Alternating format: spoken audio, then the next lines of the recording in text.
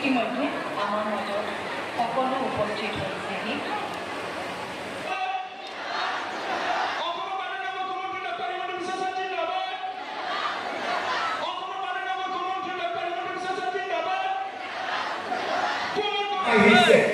আজি আপোনালোকে বিটিআৰত প্ৰথমবাৰ দেখা পাইছে যে সকলো জাতি জনগোষ্ঠীৰ লোক আজি সমন্বয়ৰ বান্ধোনেৰে বান্ধ খাইছে আৰু যেতিয়া আমি সভা সমিতি কৰো তেতিয়াই আমি দেখা পাওঁ যে আজি বিটিআৰত কাৰো ভয় নাই, কাৰো শংকা নাই, কাৰো আতংক নাই।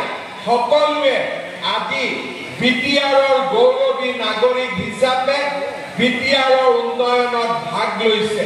মুখ্যমন্ত্ৰী ডাঙৰীয়াক ধন্যবাদ জনাইছোঁ যে যোৱা কেইবছৰত আমাৰ বড়োলেণ্ডৰ এই 5খন জিলাত বহুতখিনি ইনফ্ৰাষ্ট্ৰাকচাৰ নিৰ্মাণ কৰি দিলে।